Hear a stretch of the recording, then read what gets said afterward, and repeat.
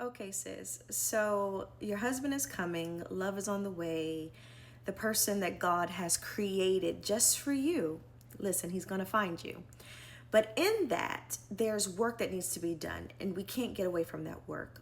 It is good to fast, it is good to pray, it is good to intercede, but there's some practical things, there are some natural things that you need to make sure your heart is truly open and prepared for the things that you are praying for. So, we're gonna do an exercise together. So, pause the video, go get pen and paper. I have my notebook. I've done the exercise. I'm gonna walk you through it. So, go ahead, pause, take a moment, go get pen and paper. You got it? All right, let's do it. So, we're going to talk about emotional safety. What is emotional safety? Emotional safety is when you feel secure and accepted in your relationship, okay? This is where you feel seen, you feel heard. This is where you can be your most authentic self without judgment, without shame, without punishment. This is where you fully feel embraced, okay? This is what I like to call God loving me through an individual, all right? And this can happen whether it's a romantic relationship or a friendship. It can come through family. Emotional safety is not just germane to a romantic relationship, okay? I have relationships in my life that provide me emotional safety, okay?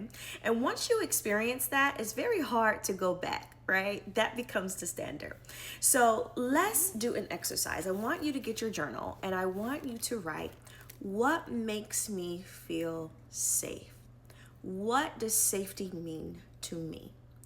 And I want you to sit with that question and I want you to dig really deep. What does safety mean to me? When do I feel most accepted? When do I feel that I can be all of myself without abandoning myself, without watering myself down, without shrinking?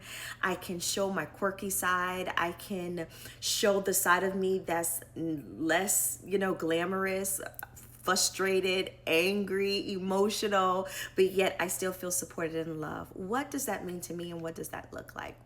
For example, for me, that looks like someone seeing my scars, the things that I've been through, and loving me so tenderly and gingerly with white gloves, okay? This is where you know, okay, she has a history of rejection. I don't want to be an added layer to that. So, Lord, help me, and also let me go research and develop how can I make a person who has experienced rejection feel accepted. Okay, if a person has a fear of abandonment because the people in their life, their caregivers have left them, they've never had a solid foundation, how can I be a solid rock in their life? Okay, if a person has insecurity, how can I empower them? How can I help support that empowerment? But here is the caveat, guys. Once you write down everything that makes you feel safe, right? That makes you feel empowered. Once you define what safety is to you, guess what you have to do now? Become that to yourself.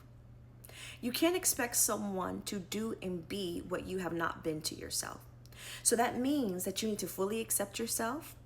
You have to fully love yourself without shame, without guilt. You can't abandon yourself anymore. You have to take care of yourself. You have to meet the little person inside that's crying out for help, that's crying out for healing. You have to be your loving parent, and you have to show up for yourself. So after you make your list of what makes you feel safe, how your husband is going to make you feel safe, turn around and become that to yourself. And once you become safety for your own self, it'll be very easy to spot it in another. And that will be the determining point when friction comes that this is not aligned. I'm not safe here.